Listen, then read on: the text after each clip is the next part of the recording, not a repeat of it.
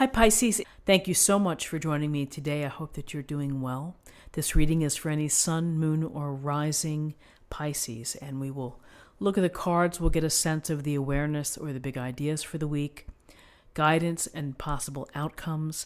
I'll also choose a couple of oracle cards for additional information. So let's just go ahead and get started.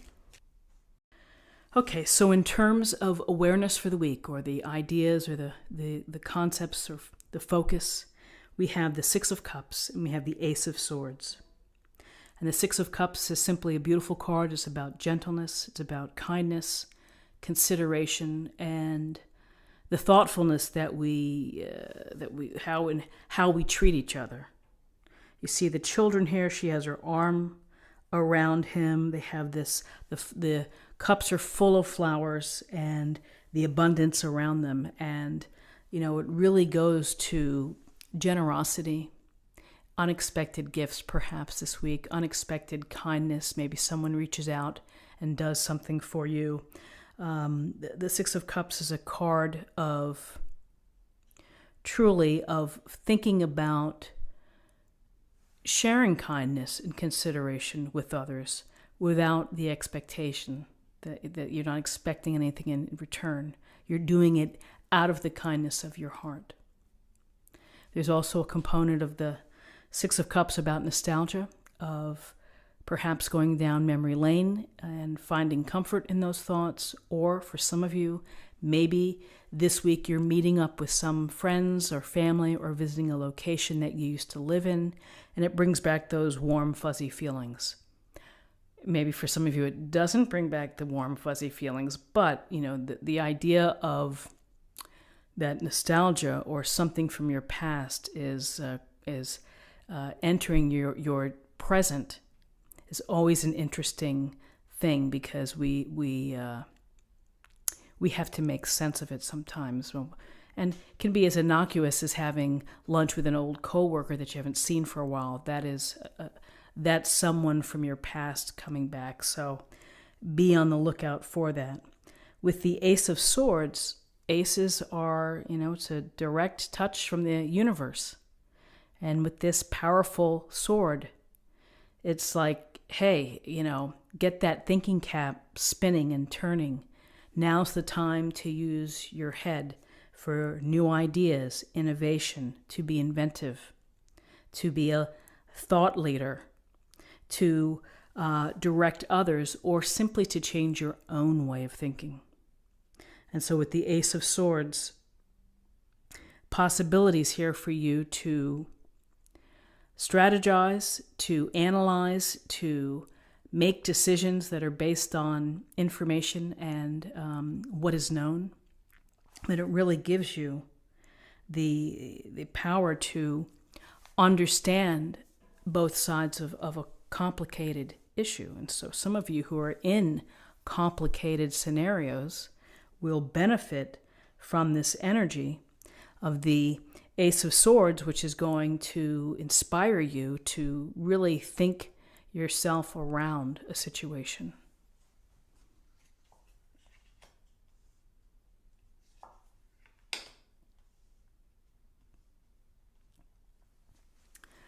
Okay, Gemini, so in terms of guidance for the week, we have the King of Cups and we have the Three of Swords. The King of Cups is he's someone who's experienced, someone who really understands emotions and how to use them to their best, in the best way possible. Not too much, perhaps, not too little, just the right sensitive, healing, kind touch. And so this King of Cups with this water energy, it looks like he's on top of the water here, is going with the flow.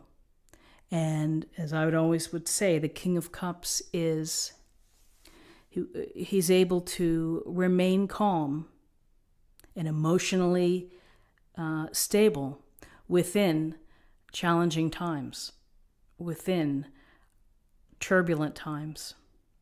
He's going to have the experience and the wisdom to be able to stay on the even keel and emotionally is sensitive and is aware of others' pain, of others' happiness, whatever's going on. So with that, here's the Three of Swords. The Three of Swords, we see this big heart stabbed by the three swords, and it is what it is. That is pain and suffering. And for many, it's heartbreak. It can be the end of a relationship. It can be a tremendous disappointment. Something didn't work out where you hoped it would. It could be meanness and nastiness from other people, directed right at you, and that, it doesn't matter how many ways it comes out, it still hurts when someone is really unpleasant. So how do we get around the Three of Swords? This King of Cups may be there to comfort you, to provide some love and consideration. And that's one way. With the Three of Swords, we just have to kind of get back to what we love and to count our blessings and to get back into our own space so that we can start to, get out of the feeling of this hurt and the sadness. Because if you live with this, if you live in this painful place, and if you are stuck there, it's really hard to see new possibilities. It's hard to see new things happening for you. If you're always, if you just can't get out of the depression or the heartbreak. So you have to really process it, put it in your in your book of you, and then move on. And allow yourself to move on. And it's okay to cry. It's okay to be angry. It's okay to show your emotions. They're valid and it may help you heal. And the King of Cups would tell you the same thing. If you need to let your emotions go, then let them go. All in its proper place. But if you extend it, and if you're sobbing every day for 3 months, that's going to be counterproductive. It's not going to be helpful to you.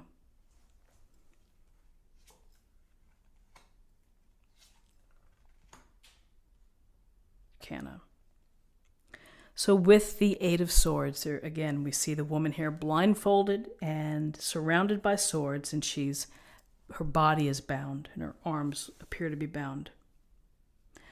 This is a card of feeling restricted, of feeling trapped, of feeling lack of support, that no one is there to help. And you feel that you are unable to move, unable to make a decision. You might feel as if you're suffering, and again, with the Three of Swords nearby, a sense of suffering, a sense of feeling that you can't get out of whatever it is that's keeping you there.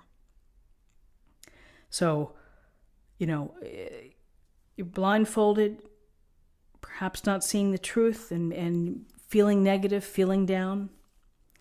There is the hope that you can, if you need to, that you could start to step away with your feet and start walking. Maybe you need to, try it that way, but it is a feeling where you just feel everything is stacked against you. And with that is death. We see the skeleton with his armor riding in to harvest what he needs. And death is about cycles. Death is about the natural process of the world. And so I know that people get very, they recoil at the sight of the death card, but really you have to think about what it means. It means that something has to end. Something has to be released. In order for it to be released, you have the opportunity for a new beginning. You have an opportunity to transition into something that is better for you and that's going to bring you joy and happiness. And so here we see this love and tenderness, which is perhaps what you really need to give yourself this week. And we see the King of Cups also here to provide some emotional support and balance. And then we have the swords, which could have been the storm is coming. Use your smarts. Hard to use your smarts sometimes when your heart is in the way. So the death card is important, and I do think that it's important to have here because it really is telling you to let things go. Don't try to resurrect it. Don't try to save it. It's done. It's over. It hurts. It may feel like it sucks, but you have to let it end. You have to metaphorically bury it so that you can move on and so that you can find some peace and happiness. And perhaps this is a message for the end of the year. Whatever it is, if it's an old way of thinking, if it's a relationship or a job or a situation that has caused you pain and suffering, let it go. Move on. So let's see what we have in terms of an affirmation for the week.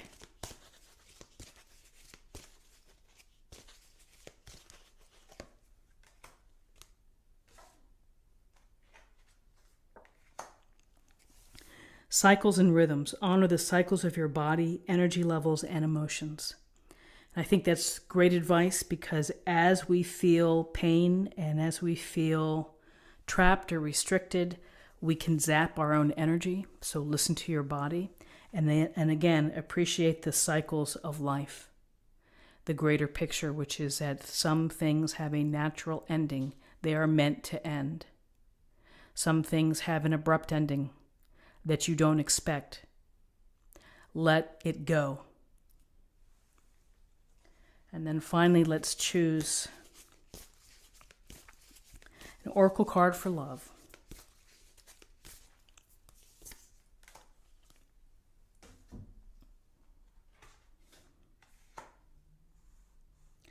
Honesty is essential. To be a loving person, it is important that we speak truthfully and in a loving manner. So the truth is power, and sometimes the truth with the honesty can be a challenge for some. So be honest to yourself and be truthful, and again, speak your truth and be clear and direct and honest about it. This is what I have for you for the week, and I hope that you do make it a great week. I wish you a happy new year. And if you enjoyed this reading, subscribe, like this video, share this video, and I will see you again soon. Take care.